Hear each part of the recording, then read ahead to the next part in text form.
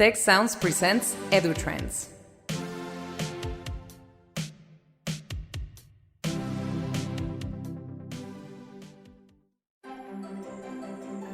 Welcome to the EduTrends podcast, conversations with experts from around the globe about the discovery and creation of the future of higher education and lifelong learning.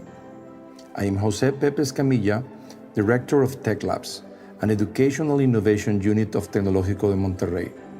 Over the past 3 decades, I have been working on innovative pedagogies and learning technologies. I hope this EduTrends podcast will help us understand the future of learning.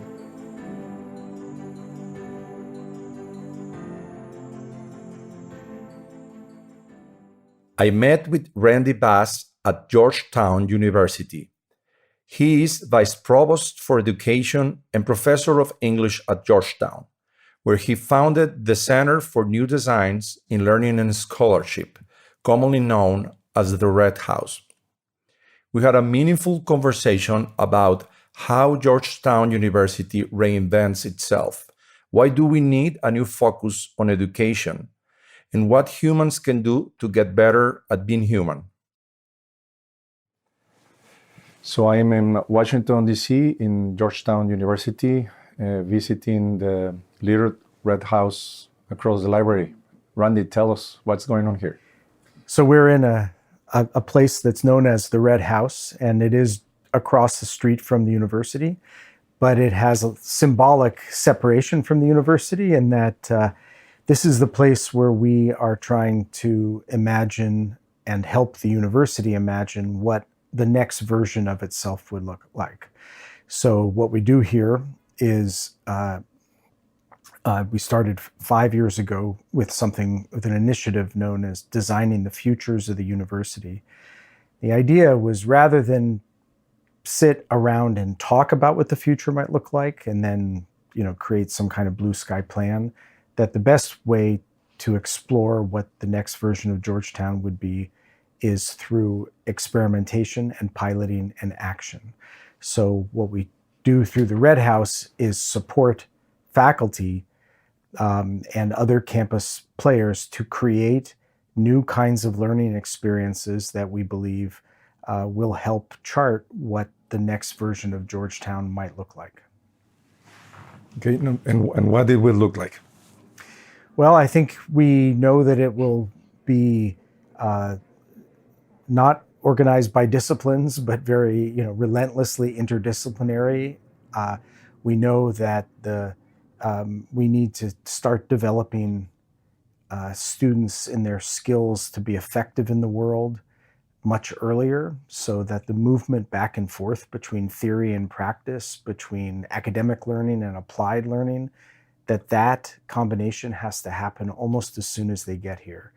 I think we know that the future of work will be significantly changed by artificial intelligence and automation, and many jobs that are currently being done by humans will either be changed or eliminated. And so what we really have to do is focus on what is it about a university education that puts students in the position to be as qualified as possible to do the work that humans can do best. So we know that what humans can do that computers can't are things that are unstructured, unpredictable, complex, improvisational, creative, and interactive. And so if that's the world of human work, that's the world of work that'll be left to humans that computers won't be doing in the next 10, 20, 30 years, then we need to really tune the entire curriculum, as I often put it, to helping humans get better at being human. Right? We know that machines will get better at being machines. They're not necessarily, machines are not going to get better at being human, they're going to get better at being machines. The question is, are we helping humans get better at being human? And I think that's really the project of the university. So one of the things in the future is changing from one job to another faster and dealing with a lot of uncertainty. Can this be taught? So I don't think it can be taught in the traditional sense of direct instruction.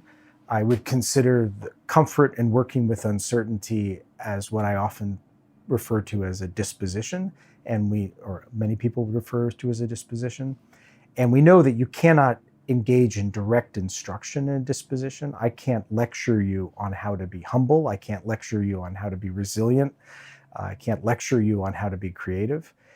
But I can create or design a learning experience and guide you through that learning experience in which those traits are more likely to be cultivated.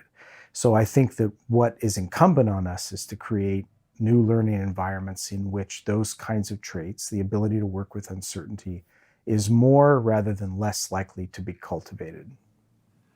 Can you tell me some of examples of the things that you're doing with faculty members of the university? So I'll give you two examples that I think really exemplify this.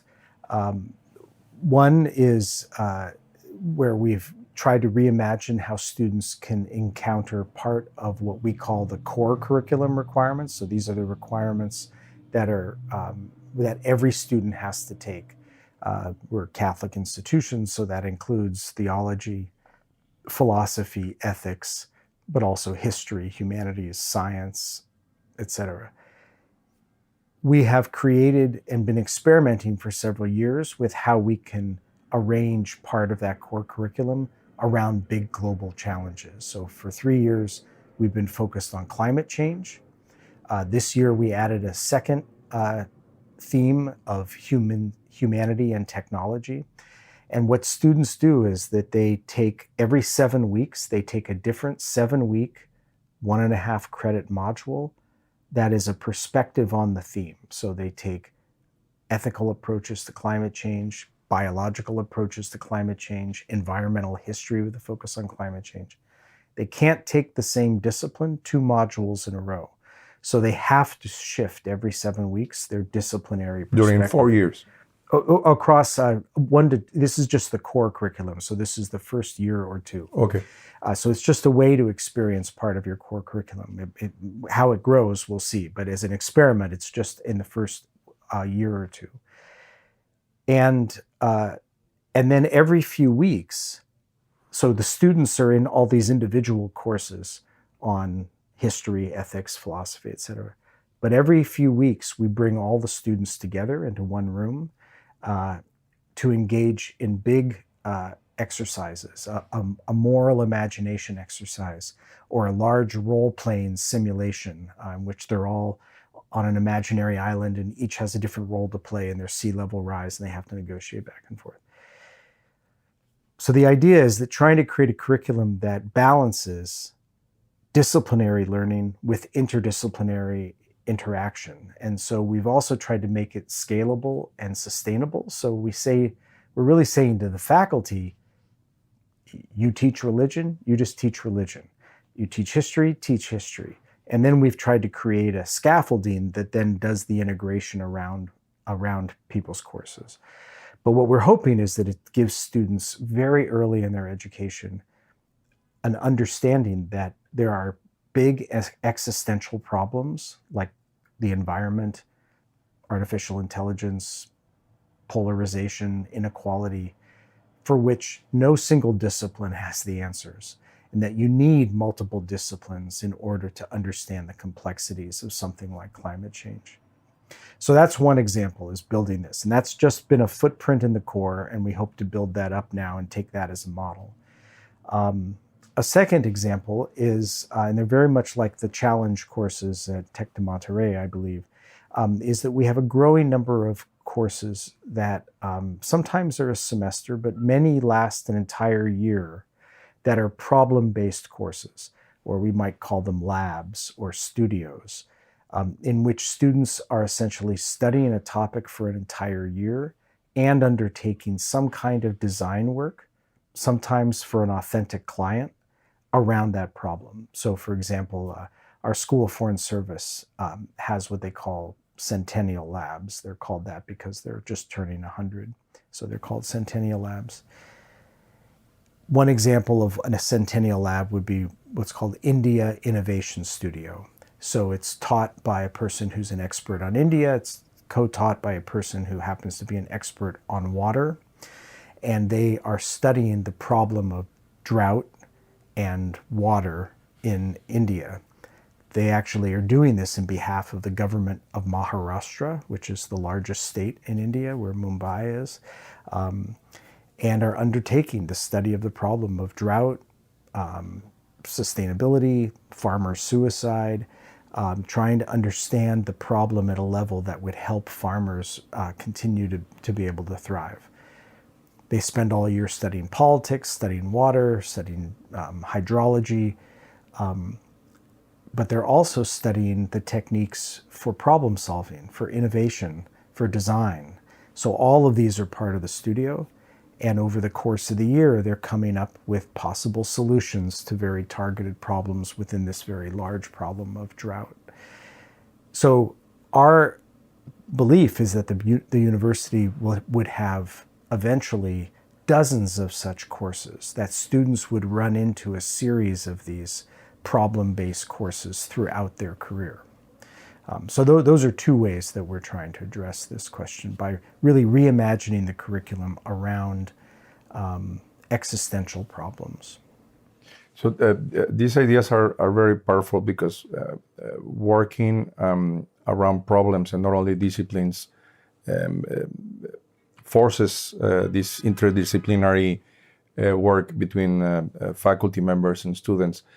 I think that students are more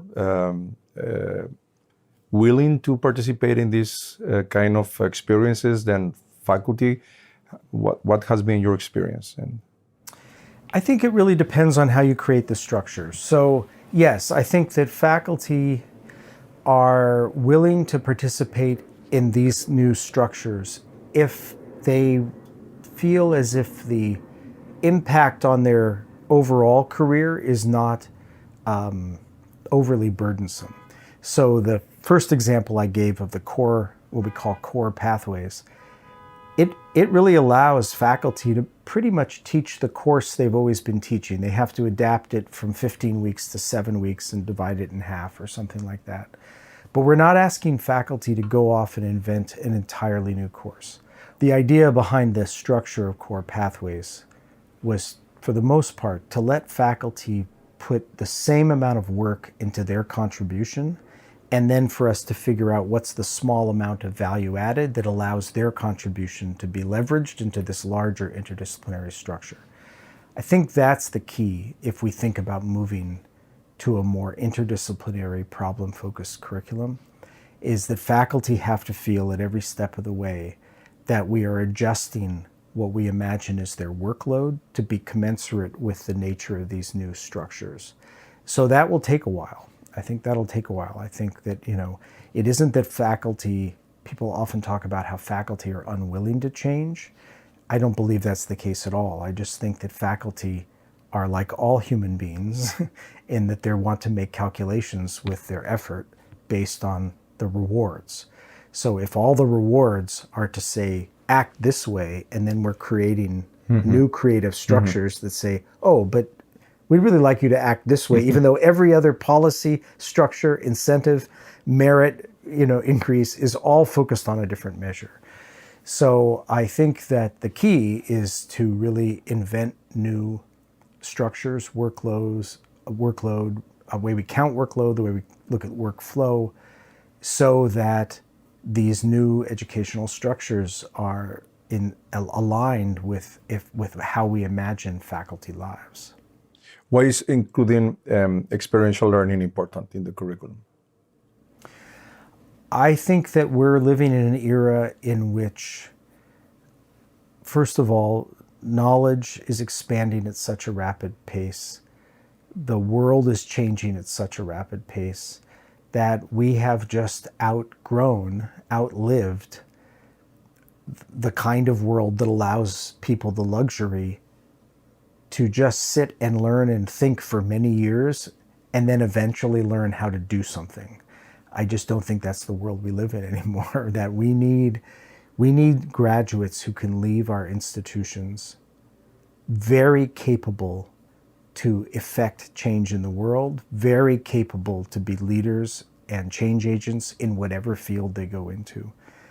And if you're going to produce a graduate who can affect change in their context, then they need practice at that, right? We want someone to write or speak or do quantitative work in their job. Well, then you need to train them for 4 years to do that competently. If you want someone to be an effective leader in their job, you need to train them to be an effective leader. If you want them to work in conditions of uncertainty, they need practice and guidance and mentoring being in conditions of uncertainty. So whatever we mean by experiential learning, or sometimes I just think of it as applied learning or integrated applied learning, that has to be part of the curriculum from the very beginning. Because if we want people to leave with high levels of competence, they need practice working in conditions of uncertainty from the very first semester they arrive. And for instance, in medicine, it has, as far as I remember, always been like that. No, experience is a very important part of the curriculum. I don't know why it hasn't been like that in other disciplines. What was the historical reason of that? My theory of that is that there's a long bias in liberal education, in the disciplines that were what we might call the pursuit of truth disciplines. That was a very strong bias between the thinking class and the working class. Mm-hmm. And I actually think that to some extent the slow acceptance of experiential learning, and sometimes the bias against experiential learning, even without people realizing it, is a residual of a kind of class condescension to people who work with their hands for a living. And other people have made this argument that we have such a strong bias to assume that the intellectual life is all about the mind, and people who work physically have no intellectual life. The bias runs on both sides, whereas in fact a lot of really amazing work has been done about the life of the mind of the people who do manual labor, for example, and craft, and the intelligence of people who work in different kinds of things. Most of that is invisible, and we tend to think that's physical and intellectual life is mental. And I think I think that those biases run very deep. I think there's other threats to it. I think, like you were saying, it's more work to teach a course that's experientially based. It's a lot easier to stand up and talk to a room full of people and to just say what you want to say, take some questions and leave. That's easier. It's cheaper. You can do it year after year. You don't have to respond to changing conditions. You don't have to work with partners. You don't have to come up with new problems.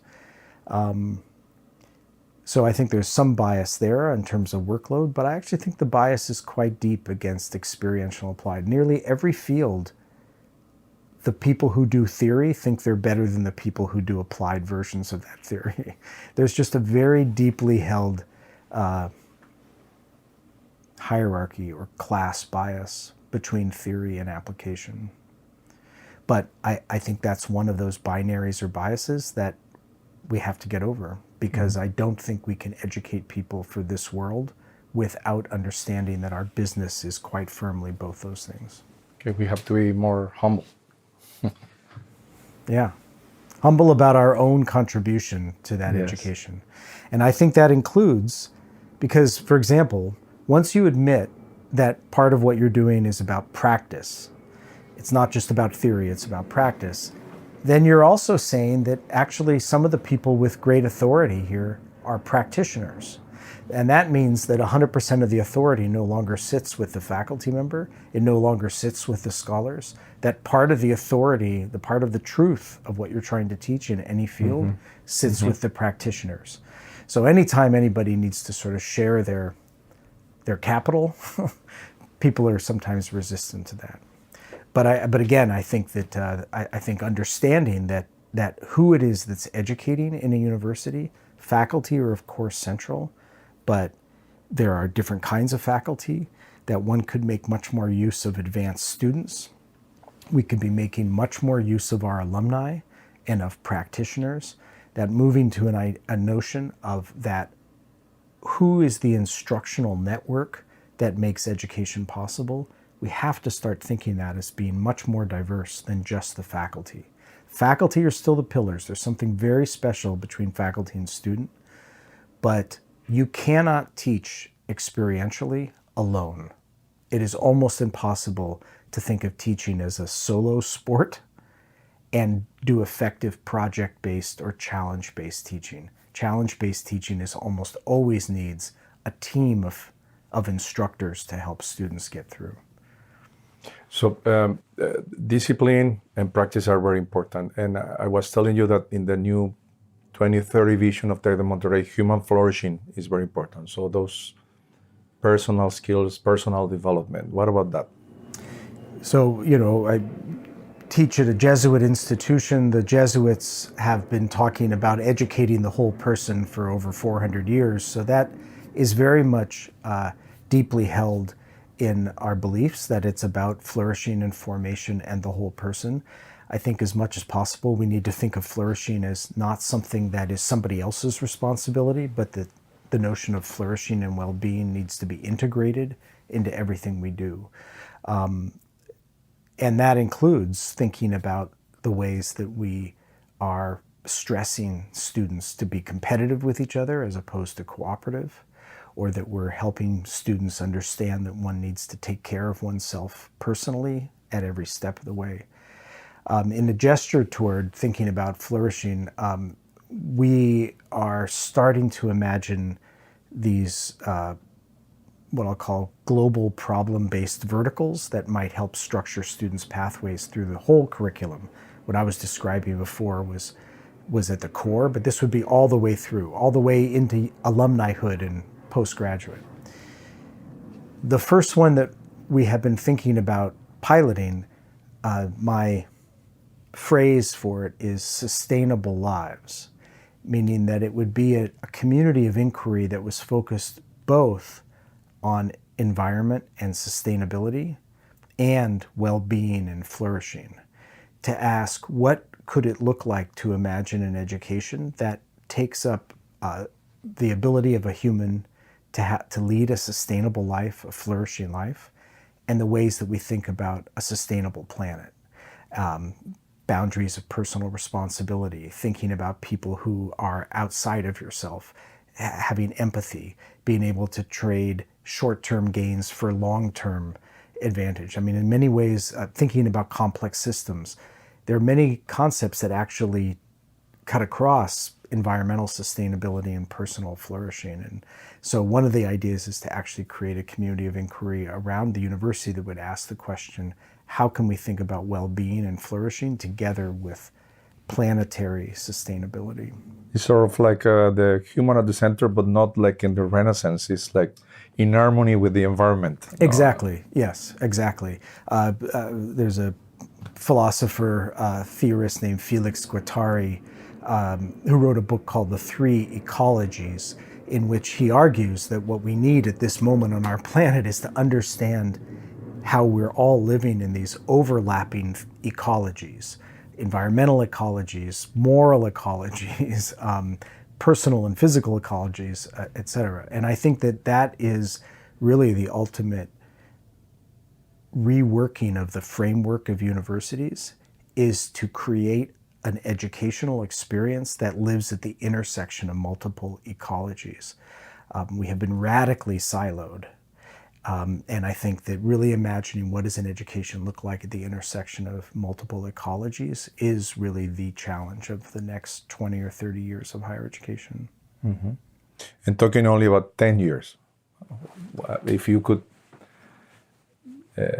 tell me what will you wish to see in 10 years in higher education, how higher education will be? I wish that it will be radically problem-centered and radically focused on helping to develop students to be change agents in the world, not just being trained in disciplines. That we can reimagine how the curriculum can serve justice, how that actually students moving through the curriculum is itself focused outward on the world. That's already happening, but only at the fringes. So a problem-centered curriculum, a curriculum that does more to serve justice, and that all universities have figured out how to stretch themselves to reach populations that they're not currently reaching. And every institution would have to do that at its own scale. But I think giving up some of our lust for competitiveness and our own market position for a willingness to expand our brands and our educational capital, what Heidi Elmendorf, who's a faculty member here, calls educational capital, that universities acquire educational capital by bringing students from communities. And we educate those students, but we aren't doing really enough to return that educational capital back to the communities where our students came from. And hence we draw low-income students to Georgetown, where those communities are worse off than they were 20 years ago when we started pulling students from them. So that would be my third thing. So problem-centered curriculum, a curriculum that serves justice, and universities that reimagine ways to return educational capital to the broadest possible population. Okay. Otherwise, I don't see how we expand educational attainment and reverse what is currently just the increased stratification of the world that education in many ways is perpetuating. Yes, very interesting, this concept of educational capital. So lower income populations or communities, let's say they invest their talent in our universities, and then the return of that investment goes back to those communities. What are the ways that you envision that universities can change in order to really return that educational capital to? So, and in many ways it makes them worse, because there are certainly examples in the United States, especially in rural areas, where the most talented people leave and never go back. So you actually are what is famously known as hollowing out the middle. Well, I'll just give you one example of a project that has come out of the Red House, again, entirely led and conceptualized by Professor Heidi Elmendorf, who runs a unit that's part of the Red House network, launching something called the Pivotal Network, which seeks to network together the pivotal educators in under-resourced high schools from these communities where we draw students. And we know who those educators are because they write letters of recommendation for our students to get them here. But we never give anything back to them, other than accepting their student.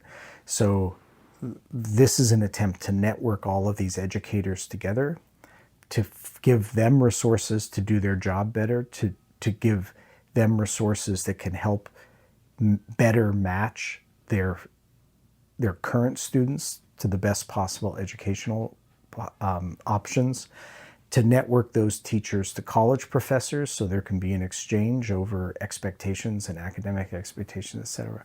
But it's a way of trying to give educational back to the communities through these pivotal educators. So that's one example. I think other ways that institutions can do that is by imagining how you could engage your current students to be mentors to students in the high schools of those communities to help them get on to any college, not just even necessarily to Georgetown. But to think about, well, what if we imagine that 10% of our, it doesn't even have to be that high, but let's say 10% of our student time should be somehow giving back to one community or another, and see that as part of the curriculum, not part of the co-curriculum, but to say that part of what the curriculum should do is find ways to engage students with communities that are under-resourced in order to, and it can be any one of a number of things, but it could be helping really focused on, what are the educational options How do we get students who don't think that they're even college bound to think about college? How do we actually have current students who are helping future students sit down and actually fill out the application form, the financial aid form, do translation, look at educational options? So that would be even a simpler, more pragmatic way of thinking about giving educational capital back. But then there's, using technology to deliver coursework, to imagine ways that you can supplement community-based education with broader kinds of outcomes that we might deliver. So I think it's a big open question. I think the first and most important thing is for universities to just understand that it's a problem, that this is a goal, that one of our obligations is to give back to communities that we've largely only drawn from. I think actually universities will get very creative if they think of it as a priority. And what's next for the Red House? What are the next projects? So I think building these, trying to imagine what this problem-focused curriculum is, that's one very big challenge. We also have just launched a new program in downtown Washington, D.C. called the Capital Applied Learning Lab, which has the acronym of the CALL. So it has a kind of resonance with the Jesuit sense of calling. But it is now a place where students can move from the campus downtown for a semester, and that is explicitly where they're engaged in applied learning. So they're either doing an internship and they have credits wrapped around it, or it's a whole set of disciplines that are working together in these problem-based studios, but working on problems that are particular to Washington, D.C., or drawing from the resources of Washington, D.C. So building out the CALL as a major multidisciplinary hub for where the university meets the world, that's our next big project too. Yeah, great. Thank you very much, Randy. Where can we learn more about the...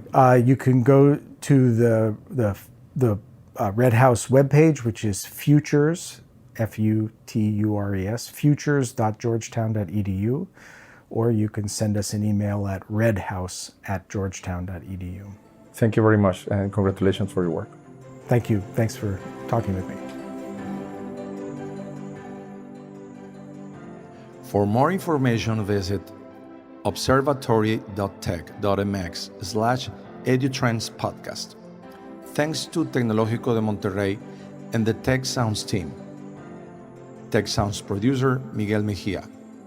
EduTrends producer, Esteban Venegas and Cristian Guijosa.